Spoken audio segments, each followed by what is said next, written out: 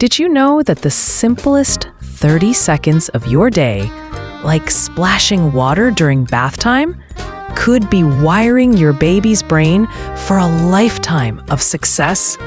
I'm not kidding. Those mundane moments, the ones you barely think about, are actually golden opportunities to turbocharge your child's language, thinking, and even physical skills. Let's dive into how tiny tweaks to your routine can unlock massive developmental leaps. And trust me, it's easier than you think. Now, let's crank up the curiosity a notch. Ever wondered how many words your baby soaks up before they even turn 2? And why that number could predict how well they read or talk later in life? It's staggering when you break it down. Research shows that the more words they hear in those early years, the stronger their vocabulary and comprehension become down the road. And here's the kicker. You don't need fancy toys or expensive programs to make this happen. It starts with what you're already doing: feeding, dressing, bathing, and just adding a sprinkle of intentional chat. Picture this. While you're wrestling with a onesie, you say, "Let's get this sleeve on. Wiggle that arm." Simple, right? But each word is a building block. Studies even pinpoint that reading just one picture book a day exposes your little one to about 78,000 words in a year.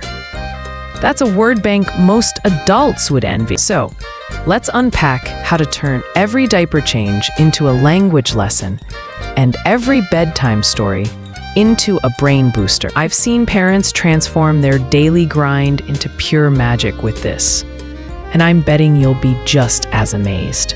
Let's get into the nitty-gritty of why these everyday moments are such a big deal for your baby's growth. Babies learn through repetition. It's how their tiny brains make sense of the world. Think about your day. Changing diapers 5 times, bath time every evening, feeding on repeat. These aren't just chores.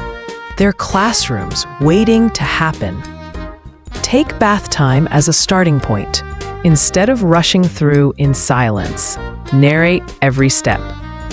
Walk into the bathroom and say, "Time for a bath." Turn on the faucet and describe, "Here comes the water, nice and warm." As you undress them, go piece by piece.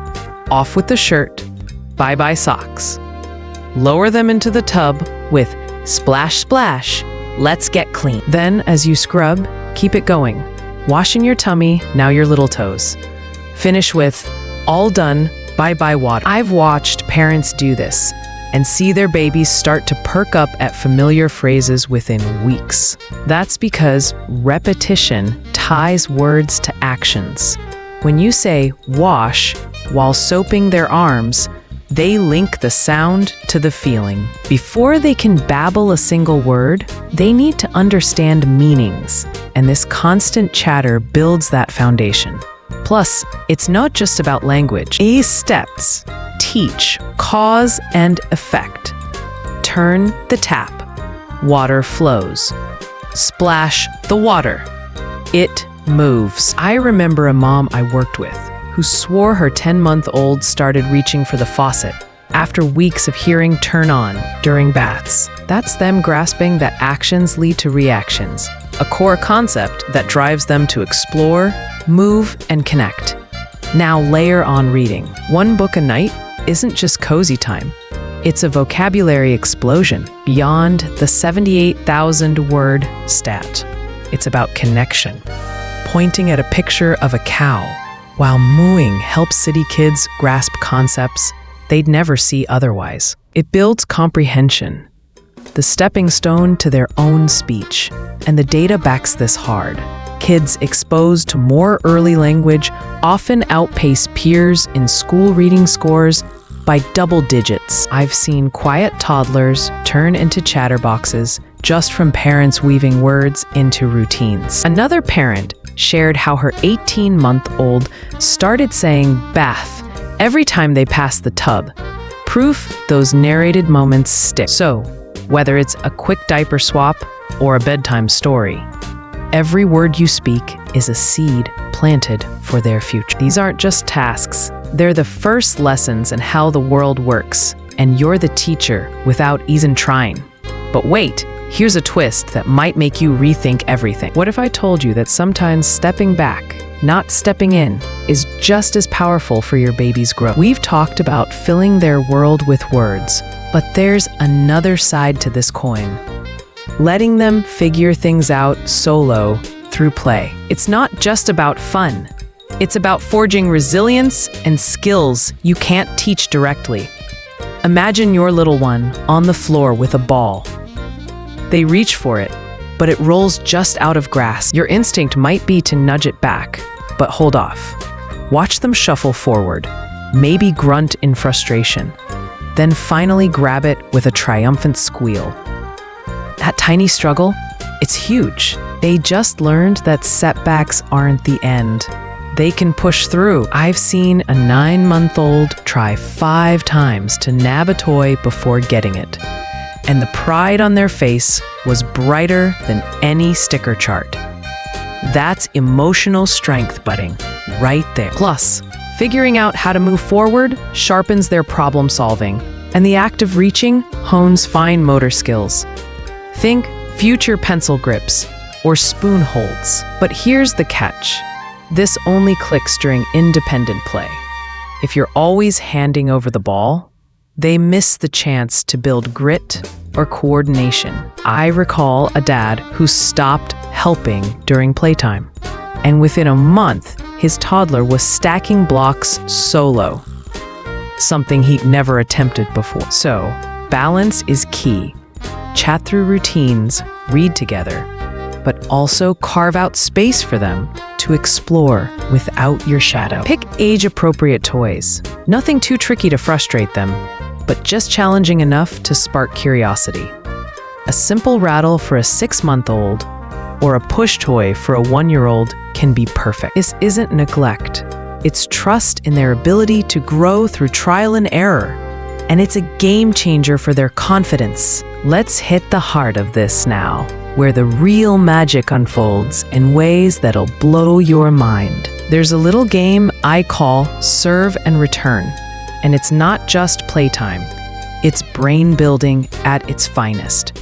Picture your baby as a tiny tennis player. They serve with a smile, a coo, or a glance your way. Your job? Return that serve with a grin, a soft "Hey, sweetie," or a mimic of their sound. They beam wider or wiggle, that's their next serve. You reply again, maybe tickling their chin or echoing their babble. This back and forth keeps rolling until they look away, signaling a break. Sounds simple, but here's why it's seismic. Every exchange carves new neural pathways in their brain. Science shows these interactions literally grow their mind's wiring for communication and social skills. When you respond to their coos, you're teaching that conversation is a dance.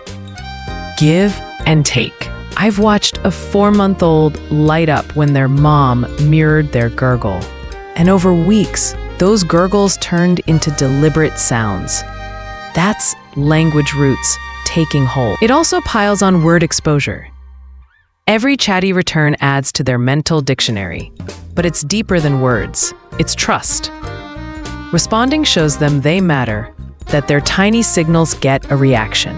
I remember a parent who started this game during fussy moments. When their 6-month-old whined, they'd coo back softly. Soon, the whines turned to giggles, a sign of secure attachment blooming. Now tie this to independent play for a 1-2 punch. While serve and return builds connection, solo play builds grit. Together, they cover emotional, social, and physical growth. Think of a 1-year-old I knew who'd serve with a toy wave during play, waiting for a nod before diving back into solo exploration. That balance shaped a kid who could connect, but also stand on their own. Dana underlines this combo. Kids with high early interaction and play freedom often score 30% higher on preschool social benchmarks. Let's zoom into serve and return details. Start with eye contact. It's their first serve. A newborn locks eyes, and your warm gaze back is gold. As they grow, its sounds mimic their bubba with your own, exaggerating your mouth so they see how it's made. If they're upset, your return might be a soothing hug, showing comfort has a voice too. During play, let them lead, don't force a toy. Wait for their cue. For independent play, set up a safe spot with a few toys, maybe a soft ball or stackable cups, and step back, watch from afar as they tumble and retry. I've seen parents struggle with this balance, wanting to jump in, but holding back pays off. One mom shared how her 11-month-old, after days of solo tries, finally rolled a ball back during serve and return, a milestone born from both connection and space. These habits aren't extras, they're essentials. They're why some kids hit developmental markers months early, from first words to first steps. So weave in those serves, carve out play zones, and watch your baby's world expand in ways you never imagined. Now, let's pause for a moment that'll tug at your heartstrings. Imagine this. You're face-to-face with your little one, maybe after a long day, and they flash you that first gummy smile during a round of serve and return. You smile back, say a soft hello sunshine, and their whole face lights up, like they've just discovered the sun. It's not just cute, it's a brain-building miracle. That tiny grin, that split-second connection, is forging new pathways in their mind, wiring them for love, trust, and language. I've seen it happen over and over, and every time it hits me like a wave.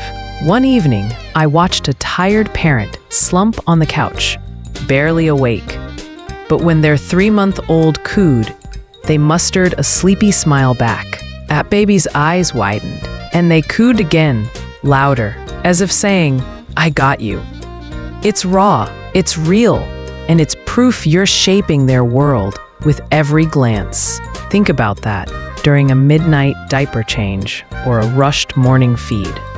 Those fleeting smiles aren't just moments.